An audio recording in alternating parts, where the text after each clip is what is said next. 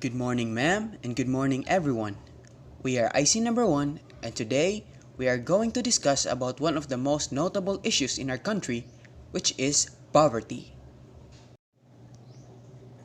So, poverty is a state or condition in which a person or community lacks the financial resources and essentials for living. People experiencing poverty are the persons with income less than that deemed sufficient to purchase basic needs, meaning these people are the ones who doesn't have enough money to buy the basic necessities like food, shelter, clothing, and other essentials.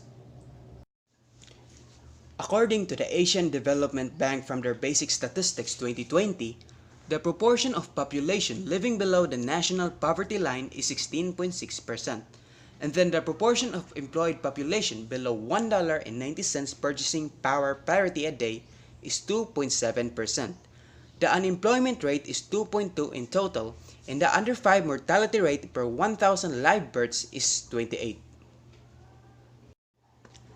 Now here are the main causes of poverty in the Philippines. First, we have a low to moderate economic growth for the past 40 years, meaning the increase in national income is not sufficient enough for the people, especially for those who are part of the low-income community, which resulted to the low growth elasticity of poverty reduction.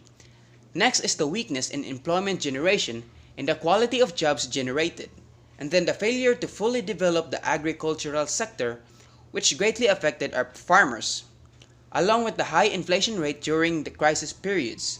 Also, one of the most prominent problems in our country is the high levels of population growth, and then the high persistent levels of inequality.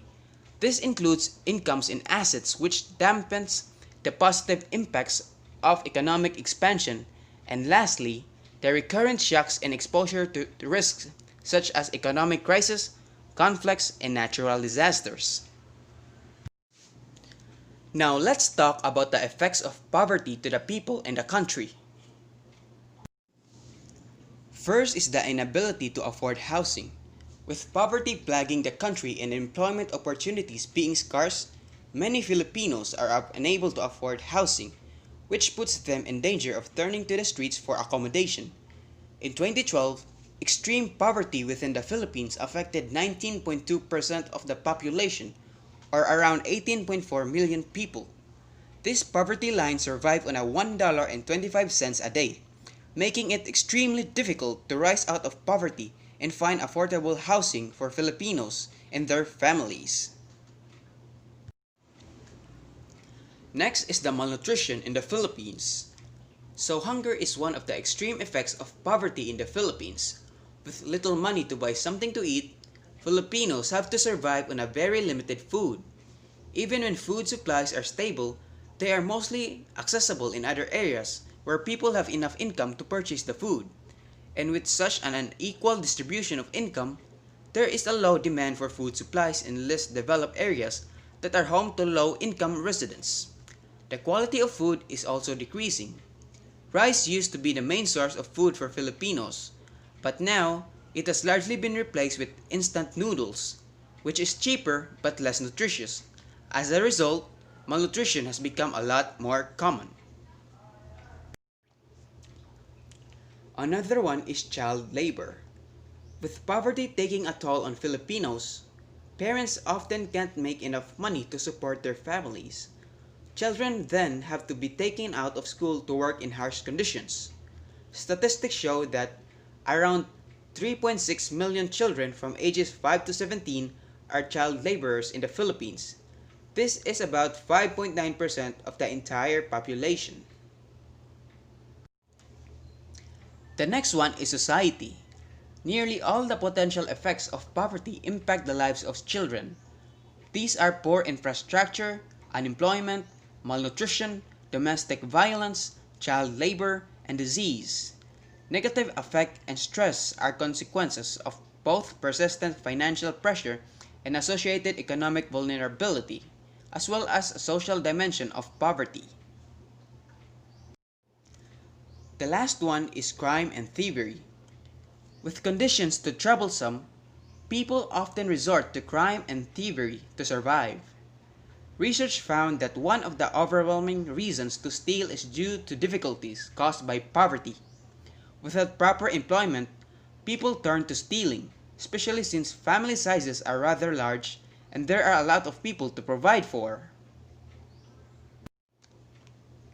Now let's move on to the steps taken by the Philippine government.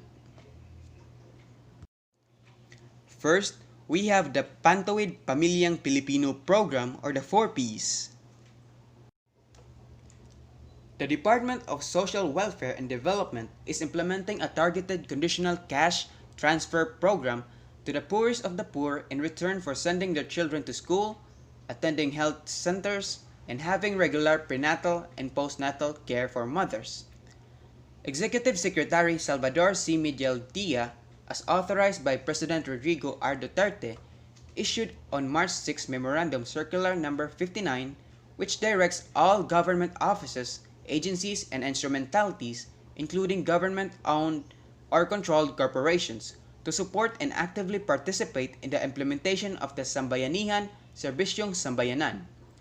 The said program intends to carry out the directive of President Duterte to reduce poverty incidence in the country by 7.6% by the year 2022. Now we also have the Republic Act 8425 or the Social Reform in Poverty Alleviation Act, which declares that the state shall adopt an area-based, sectoral and focused intervention to poverty alleviation, wherein every Filipino family will be empowered to meet its minimum basic needs of health, food and nutrition, water and environmental sanitation, income security, shelter and decent housing, peace and order, education and functional literacy, participation in governance, and family and psychosocial integrity. So the RA 8425 created the National Anti-Poverty Commission or the NPAC, which shall, among others, coordinate with different national and local government agencies and the private sector to assure full implementation of all social reform and poverty alleviation programs. The NAPC launched the program in September 7 last year. The memorandum states that this is a program where the frontline support and basic social services of various national government agencies will be delivered directly to our fellow Filipinos, especially those in the poorest communities. This is what the memorandum has stated to the government. Envisions that by the year 2040, the Philippines shall be a prosperous, predominantly middle-class society where no one is poor and those in public service are watching out for the less fortunate, protecting their rights and helping them out of poverty, instead of taking public funds and keeping it for themselves. So that's all for IC1, and thank you for listening.